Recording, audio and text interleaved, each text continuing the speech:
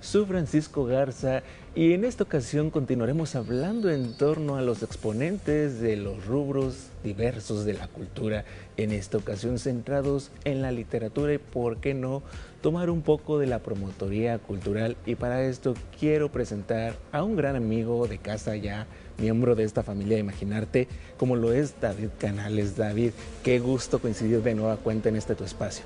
Muchas gracias por invitarme, Francisco, a tus órdenes, listos. David, y retomamos las actividades con foros abiertos, con giras literarias, y te vimos muy activo a lo largo de este año, sobre todo con este nuevo material literario que quiero que nos presentes, por favor. Platícanos a todo el público, los que no pudieron acudir a estas ferias, ¿qué es lo que traes ahorita actualmente presentando? Porque te hemos visto a manos llenas y que continúas con esta gira. Sí, pues trabajando mucho, gracias a Dios, en pos de la cultura norestense. Y lo último fue en la Feria del Libro que presentamos de Bolero a Contador. Fue el libro número 7, no, número 6 de 8 que ya tenemos publicados, pero hicimos una segunda edición, un trabajo para hacerlo más novelado y más pensando en el entorno histórico del personaje en particular. Y eso lo presentamos ahora. Perfecto. Háblanos un poco de qué trata de Bolero a Contador, porque sin duda tú eres uno de los escritores que en cada libro habla un poco acerca de la historia poco conocida del noreste de México, sobre todo en Nuevo León. En esta ocasión, ¿qué nos presentas? ¿Qué temática abordamos? Fíjate, es un personaje real que nació por ahí de 1930 en China, Nuevo León.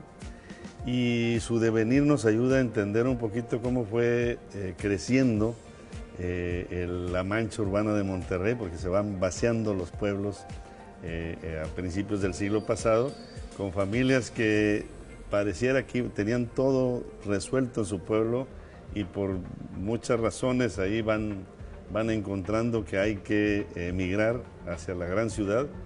Y hay historias por todos lados acerca de estas personas que llegaron acá y pudieron triunfar, por así decirlo, ese miedo de salirse de su terruño, ese llegar a una ciudad que estaba cambiando casi día con día y que lograron adaptarse y superarse y formar una familia, tener un patrimonio.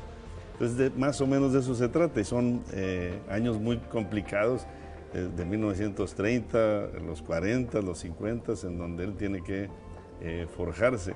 Y el título dice un poquito porque él desde los 7 años empieza a bolear en una mítica bolería en el Mercado Juárez y termina siendo responsable de un despacho contable, donde hereda ese despacho contable a varios de sus hijos.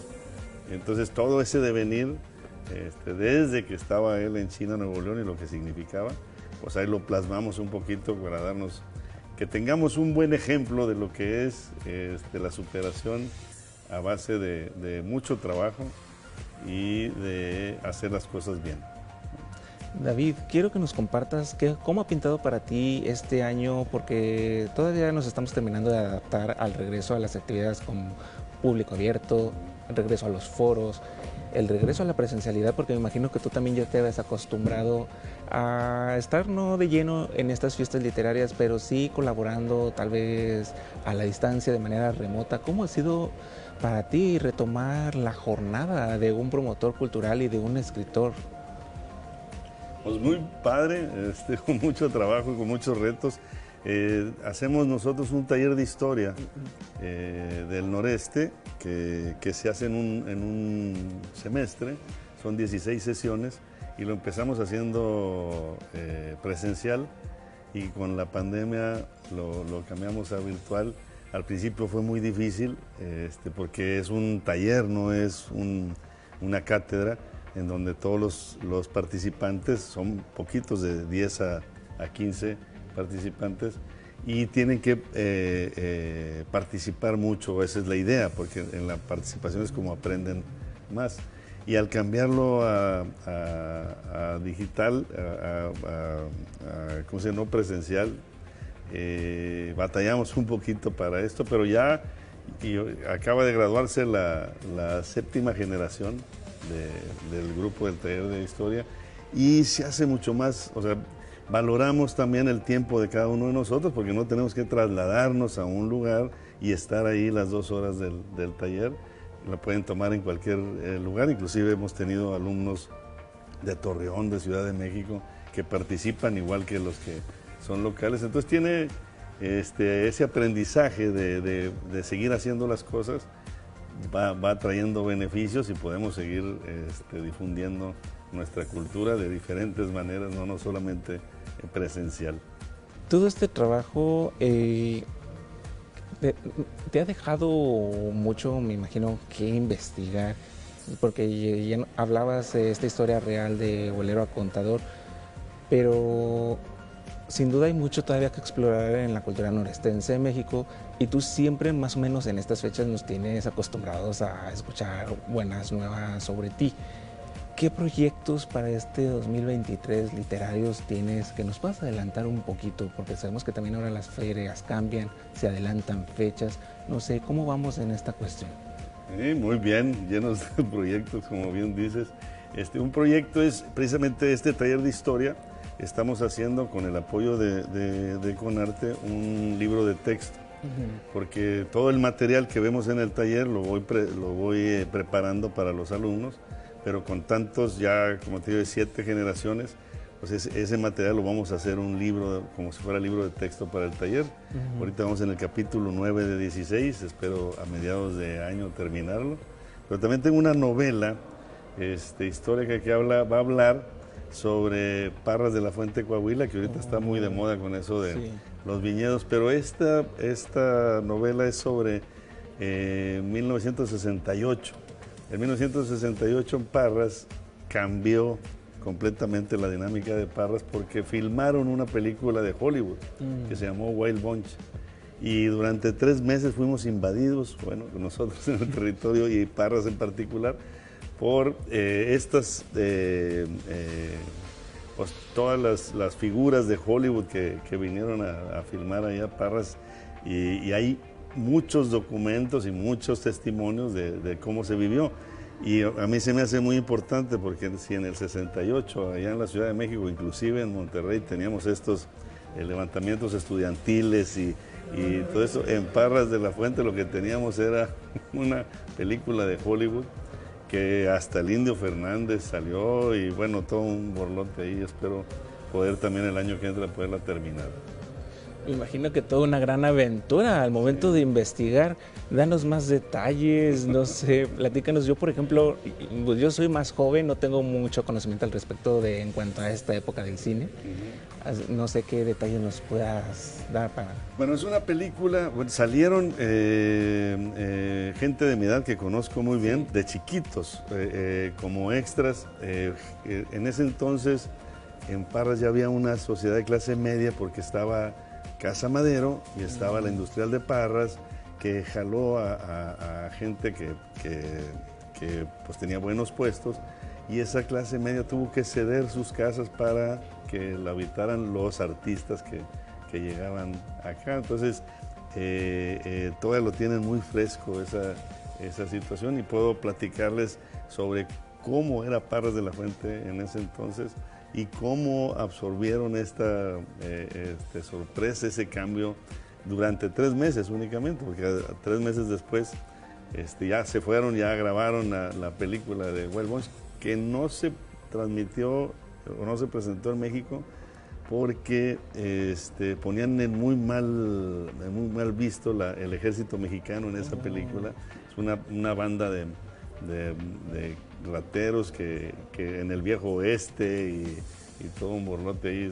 Se me hace como algo que nos pasó y que se va olvidando, pero ahorita todavía hay esos recuerdos que puedo rescatar muy bien para poder presentar esa etapa de nuestra historia, y cómo la vivieron ahí en pueblos norestenses. A final de cuentas, sabemos que el noreste mexicano incluye Coahuila, Nuevo León y Tamaulipas, y que escogieran a a Parras. En la filmación Parras aparece como un pueblo tejano y lo tienen que, inclusive estaba ya pavimentado en ese entonces y le tienen que poner tierra ahí en las plazas para que se vea como un pueblo tejano. Entonces hay muchas cosas que van apareciendo ahí como para hacerlo atractivo y que podamos aprender un poquito la parte del Santo Madero, lo que significaba la iglesia católica para las personas ahí de Parras. En la estación de tren, que ya la quitaron, ahorita Parras desbarató la estación de tren y no queda ni un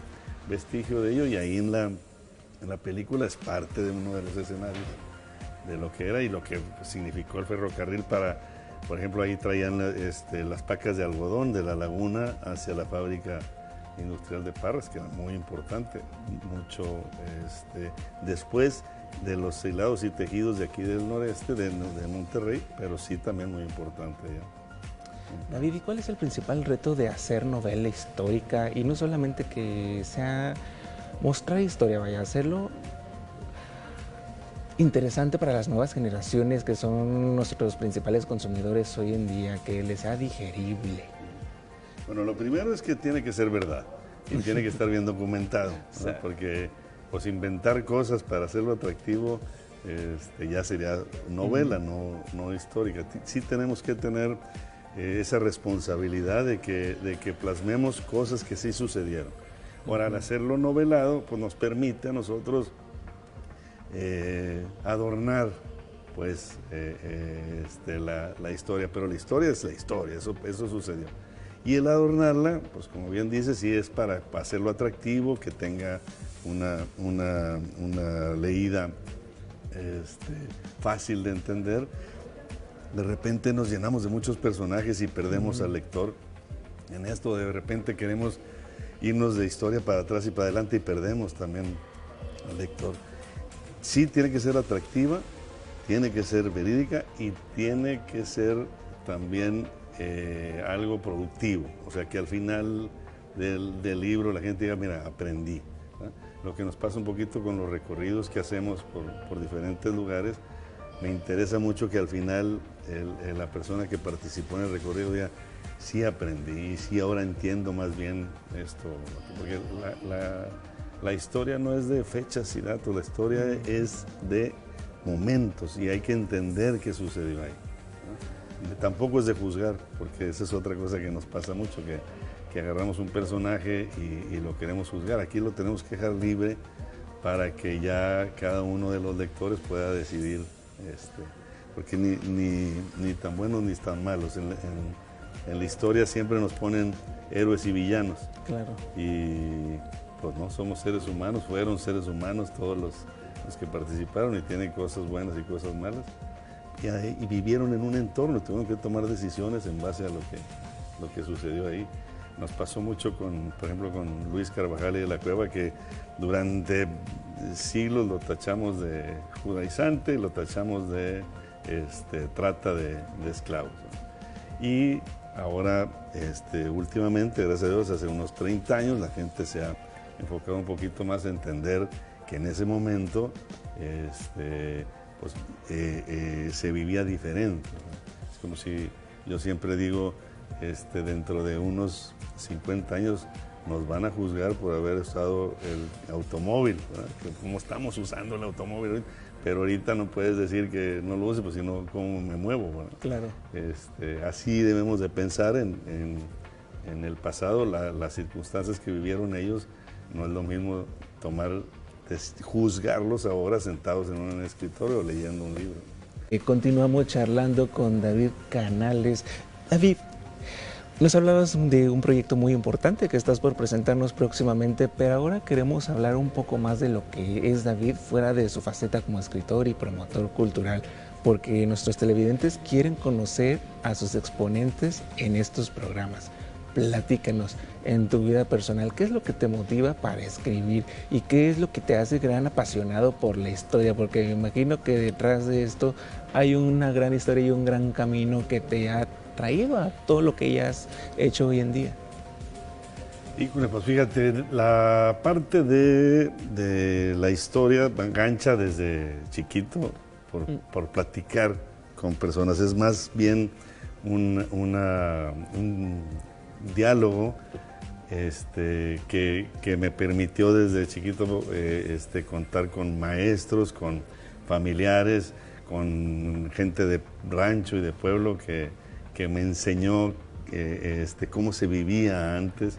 Y no sé, a veces cuando somos chavitos que decían uno quiere ser bombero y otro que quiere ser policía, y yo quería seguir siendo niño y seguir aprendiendo en los pueblos maravillosos que tenemos, que te platico: Zaragoza, Bustamante, Higueras, Cerralbo.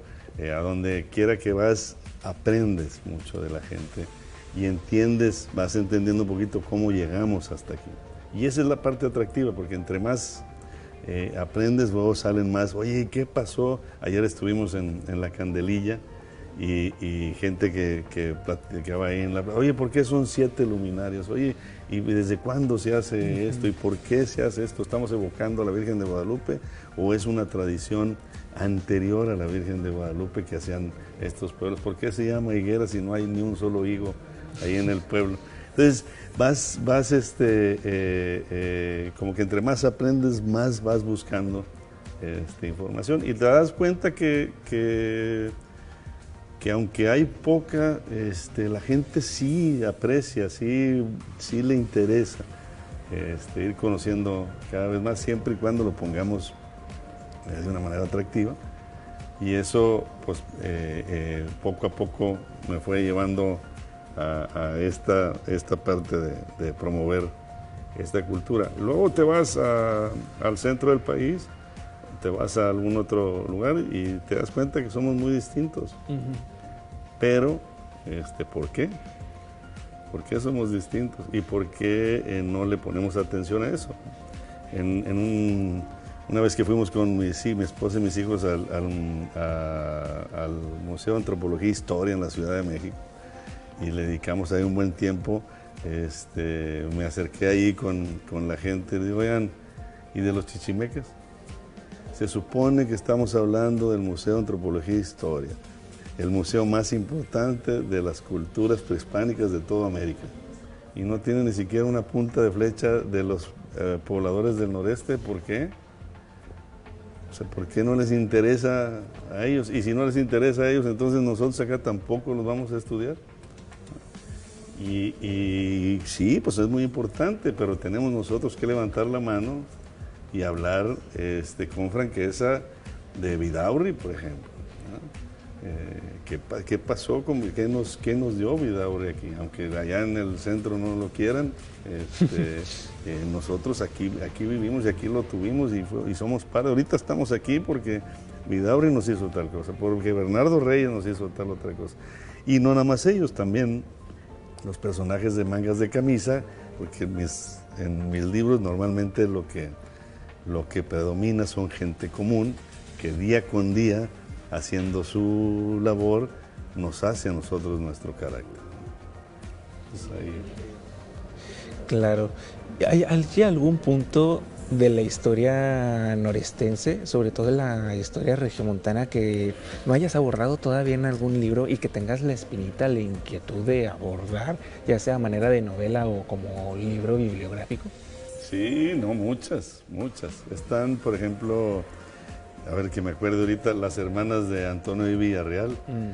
Son 2 hermanas que durante la Revolución se fueron a Estados Unidos y desde allá escribían panfletos para apoyar la causa revolucionaria en México. Está sobre todo en esa parte de mujeres. Hicimos un ejercicio de calles, se llamó Nuevo Leoneses Ilustres con Calles. Todavía ahí lo tenemos con el Consejo de Valores. Son unos videos que hacemos en donde tomamos al personaje de la calle y explicamos un poquito qué hay en la calle y qué fue del personaje, porque nosotros nombramos calles con personajes para honrarlos y la gente no identifica con el personaje, identifica con un nombre en particular. Entonces, oye, fui por Gonzalitos, pero nunca dices, fui por Gonzalitos, el doctor aquel que llegó de Guadalajara y pasó por San Luis y llegó aquí, nos ayudó en la pandemia tal, y luego fue 2 veces gobernador. No, tú nada más pasas por Gonzalitos y te olvidas. Y buscamos personajes, entonces hemos hecho como unas 10 calles. y tenemos proyectos para más. No encontramos ninguna calle de mujer nuevoleonés ilustre.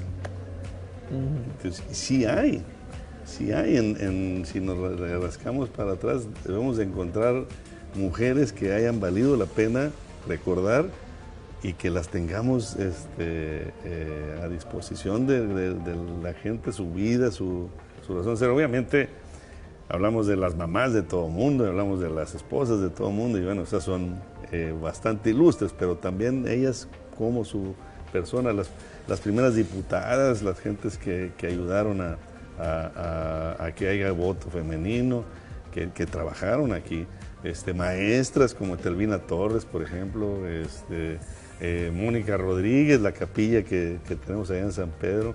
Entonces, esa parte, ojalá y tenga oportunidad pronto de trabajar, investigar sobre ello. Hay otra parte que me gustaría, es un proyecto para el próximo año también, las 12 familias que fundaron Monterrey con Diego Montemayor. ¿De dónde vinieron cada uno de ellos y a dónde pasaron cada uno de ellos? Hay algo, pero no está así un trabajo que tú digas, mira, está muy claro, esta familia tal, porque sí se menciona cada una de las familias y se mencionan un poquito qué trabajos hicieron y qué les repartieron en ese tiempo, pero creo que nos falta que podamos tener una referencia clara de cada uno, porque algunos hasta son parientes. En aquel entonces se podía usar el apellido materno y el apellido paterno, y eso le da en la torre a toda la genealogía, porque, por ejemplo, Miguel de Montemayor es hijo de Alberto del Canto, pero tiene el apellido de Montemayor de su abuelo materno. Y ahí puedes confundirte un poquito. Gaspar Castaño tiene un hermano también, parte de las 12 familias. Pues creo que también ahí es parte importante de poderlo trabajar.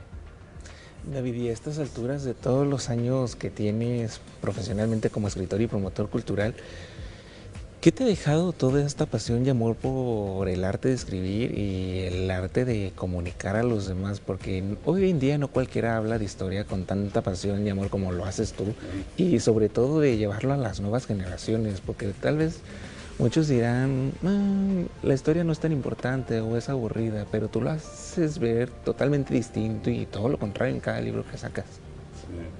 Bueno, mira, precisamente el sábado que estábamos recorriendo Monterrey con algún grupo, me acordé de una frase que queremos aquilatar, pero dice, pero lo queremos hacer positivamente. Si tú conoces algo, es más fácil que te guste, ¿no? No te puede gustar algo que no conoces, ¿verdad? Porque no lo conoces, pero si lo conoces, puede que te guste. Y si te gusta, puede que lo cuides. Y en esa parte está lo de la historia. O sea, ¿cómo vamos a cuidar Monterrey? ¿Cómo vamos a cuidar el edificio del Museo de Antropología e Historia? Perdóname, la Escuela de Música y Danza. Ese edificio de la Escuela de Música y Danza o la Alameda. ¿Cómo la vamos a cuidar si no la conocemos? Y si no, o sea, primero tenemos que conocerla, y luego después de conocerla ya empieza con el gusto. Oye, ahí en la Alameda, en un tiempo, Fidel Castro fue fotógrafo de niños. Ahí en la Alameda hubo una penitenciaría que estableció Bernardo Reyes.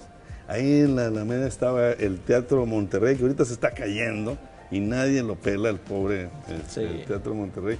Y ahí se presentó, oye, pues vamos a cuidarlo, ¿no? Pero tienes que conocerlo primero.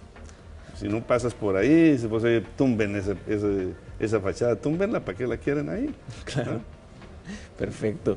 David, pues antes de finalizar, quiero agradecerte de tu presencia y tu compañía. Ya sabes que eres bien recibido siempre. Muchas gracias. Y por favor, invita a toda la comunidad que nos ve a seguir de cerca tu último trabajo literario y también a Menciónanos dónde lo encontramos fácilmente y dónde te encontramos a ti, porque sabemos que estás en contacto siempre con toda la comunidad de historiadores y apasionados de la historia, ¿por qué no? Sí, cada vez hay más. Los libros, pues lo más fácil es aquí atrás en el Museo de Historia de México, en el edificio se llama Museo de Historia Mexicana, perdón. En el Museo de Historia Mexicana hay una tienda ahí están siempre todos mis libros. Mi esposa me ayuda mucho a tener ahí esos puntos de venta surtidos. Están también en Punto y Coma, lugar cultural que tiene un año de que abrieron y están haciendo muy buen trabajo ahí con presentaciones de libros, con pláticas, con teatros y con mucho. Ahí también, ahí se venden los libros. Y en la página canalesmartinez.com, ahí ahora estamos trabajando mucho fuerte para hacer una carta quincenal donde presentamos algo de la historia para los que se inscriban ahí. Ahí tenemos también la venta de los libros a través de la página de Canales Martínez, y luego pues ahí se desprende también Facebook, Instagram, Twitter y esas cosas que yo no pensé que algún día los iba a usar, pero ahí las tenemos y con mucho gusto, porque nos ayuda mucho que nos platiquen, que interactuemos, y también está la oferta de los cursos, los talleres, los recorridos. Perfecto. Pues allá a la orden, muchas gracias. Muchas gracias a ti, David. Te esperamos pronto de regreso aquí por Imaginarte.